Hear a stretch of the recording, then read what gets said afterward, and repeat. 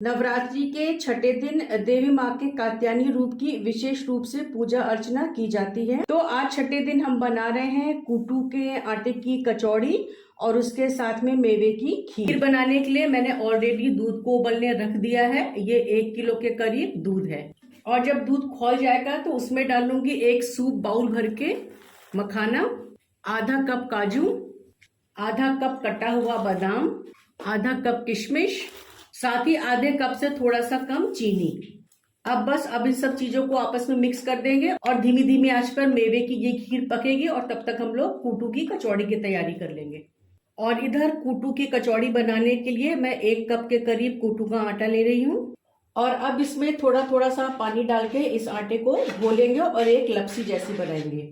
पानी हम थोड़ा ही थोड़ा डालेंगे जिससे कि इसमें गांठें ना बनने पाए और ये बहुत अच्छे से पानी के साथ घुल जाए। इसमें थोड़ा थोड़ा पानी डालकर इसको घोलते जाएंगे जब तक कि कूटू का आटा और पानी मिलके इस कंसिस्टेंसी को नहीं गेन कर लेते हैं। और जब ये घुल गया है तो अब इसको 5 मिनट के लिए रेस्ट पे छोड़ देते हैं। और जब तक आटा रेस्ट पे है खीर को चेक कर लेते हैं। तो खीर देखिए धीरे धीरे धीमी धीमी आंच पर बढ़िया से पक रही है और इसमें मैंने चीनी अपने टेस्ट के हिसाब से डाली है। अगर आप लोग ज्यादा मीठा पसंद करते हैं तो आप लोग थोड़ी सी चीनी और डाल सकते हैं। और फिर 5-7 मिनट बाद कूटू के आटे के एक मिक्सचर को बिल्कुल मीडियम टू लो फ्लेम पर रखकर धीरे धीरे पकाएंगे और पकाते समय इसको लगातार चलाते रहेंगे जिससे कि इसमें गांठ ना पड़े। और जब पकते पकते ये इस कंसिस्टेंसी का हो जाएगा थोड़ा सा थिक, तो फिर हम गैस को स्विच ऑफ कर देंगे और इसको हल्का सा ठंडा होने देंगे, थोड़ा सा ठंडा, जिससे कि हम आगे का प्रोसेस बहुत आराम से कर पाए। और जब आटा थोड़ा सा ठंडा हो जाएगा तो इसमें मैं डालूंगी थोड़ा सा सूखा आटा कूटू का, इसको भी थोड़ा थोड़ा करके डालेंगे। और अगर आप व्रत में नमक खाते हैं तो अपने टेस्ट के हिसाब से सेंधा नमक डाल दीजिए थोड़ा सा, क्योंकि कचौड़ी है तो नमक इसमें अच्छा ही लगेगा।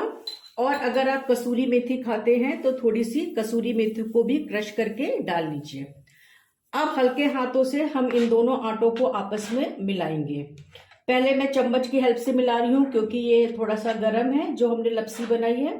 और जब ये थोड़ा सा और ठंडा हो जाएगा तो हम थोड़ा थोड़ा आटा इसमें और डालकर इसको हाथ से मिलाते जाएंगे। इस तरह से थोड़ा थोड़ा करके आटा मिलाएंगे तो ये आटा आपस में बहुत ही अच्छे से बंधता तक चला जाएगा। और जब इस तरह के आटे की हम कचौड़ी बनाएंगे तो वो बहुत ही अच्छी बनेगी, फूलेंगी और फटेंगी भी नहीं। थोड़ा थोड़ा सा सूखा आटा डाल के मैं इसको सान रही हूँ। तो देखिए अब ये थोड़ा सा बनने लगा है, बट अभी मुझे थोड़ा सा गीला लग रहा है तो मैं थोड़ा सा सूखा आटा और डालूंगी। अब मैं ऐसे हाथ से थोड़ा थोड़ा सा सूखा आटा डालूंगी और इसको अच्छी तरह से चारों तरफ आटे में लगाकर इस आटे को गूंथूंगी। तो जब हमने इस आटे की लपसी बनाई थी तो देखिए कितना गीला आटा था, बट अब सूखा आटा डाला है हमने इसमें तो धीरे धीरे ये बिल्कुल सॉलिड फॉर्म लेता जा रहा है। गूंथते गूंथते इस आटे ने अच्छा सॉलिड फॉर्म ले लिया है और जैसे कचौड़ी का आटा हम लोग गूंथते हैं थोड़ा सा सॉफ्ट, उसी टाइप का हो गया है। तो अब मैं हाथ में थोड़ा सा ऑयल लेकर एक बार इसमें अच्छी तरह से पूरे आटे में लगा देती हूँ। तो जब यह आटा इस तरह से अच्छे से गूंथ के तैयार हो गया है तो इसको हम एक अलग बर्तन में रख लेते हैं और अब आगे की तैयारी शुरू करते हैं।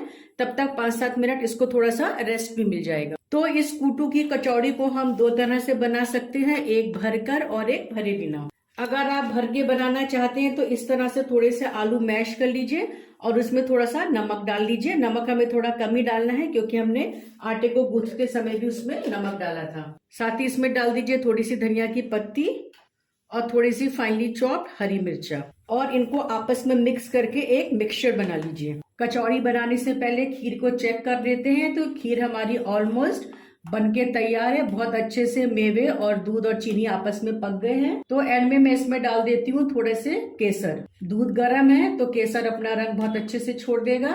और बस अब इन सब चीजों को मिक्स करके मैं गैस को ऑफ कर देती हूँ और हम लोग कचौड़ी बना लेते हैं। अब ये आटा हमारा अच्छे से तैयार है और कचौड़ी बनाने के लिए मैंने पहले ही कढ़ाई में तेल को गर्म करने रख दिया है।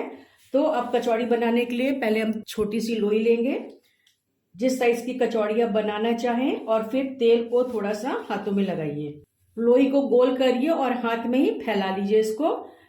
तो इस कचौड़ी को आप 2 तरीके से बना सकते हैं, या तो आप हाथ में तेल लगा के इसको ऐसे थोड़ा थोड़ा फैला लीजिए, बहुत इजीली फैल जाती है, या फिर आप साफ पन्नी का यूज भी कर सकते हैं और उस पन्नी में तेल लगा के तब भी इस कचौड़ी को आप बना सकते हैं। उस तरीके से भी ये बहुत ही अच्छे से बनती है।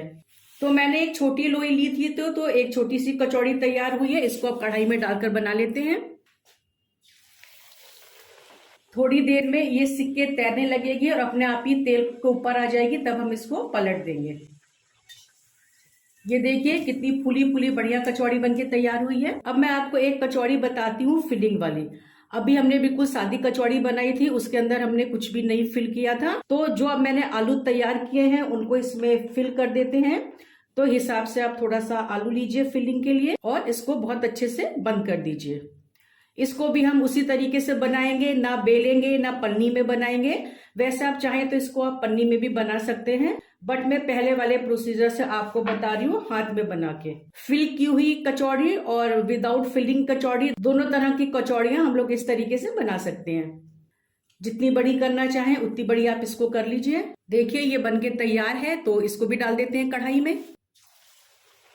और स्टफ कचौड़ी भी जब अपने आप तैर कर ऊपर आ जाएगी और बेस को छोड़ देगी तो इसको हम धीरे से पलट देंगे। ये भी देखिए धीरे धीरे तेल के ऊपर आ गई है, तो इसको उलट पुलट के दोनों तरफ से बहुत अच्छे से सेक लेंगे। इस तरह से आप चाहें तो एक बार कितनी कचौड़ियां बना सकते हैं, 3 कचौड़ी, 4 कचौड़ी, 5 कचौड़ी, सब कचौड़ियां बहुत अच्छे से बनेगी और कोई भी कचौड़ी फटेगी या फूटेगी नहीं। दोनों तरह की कचौड़ियां आप इस तरह से बना सकते हैं, आलू वाली भी और बिना आलू वाली भी। ये देखिए इस समय मैं 3 कचौड़ियां एक साथ बना रही हूँ और अभी देखिएगा ये तीनों ही बहुत अच्छे से बनेंगी। बस आपको तेल की क्वांटिटी उस हिसाब से रखनी पड़ेगी जितनी कम या ज्यादा कचौड़ियां बनाना चाहते हैं। और देखिए ये 3 कचौड़ियां एक साथ बन रही है, तब भी कचौड़ी फूल रही है। अब इसी तरह से आलू की कचौड़ी भी बना लेंगे।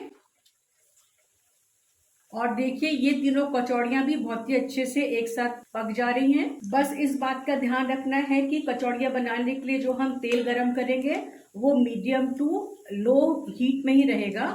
मतलब कि जब आप इसको गरम करने के लिए रखेंगे, कचौड़ी नहीं डालेंगे, तब भी इसको हाई फ्लेम पर गरम नहीं करना है, नहीं तो तेल बहुत जल्दी गर्म हो जाएगा और उससे क्या होगा कि कचौड़ियां अंदर तक पकेंगे नहीं और जलने लगेंगी।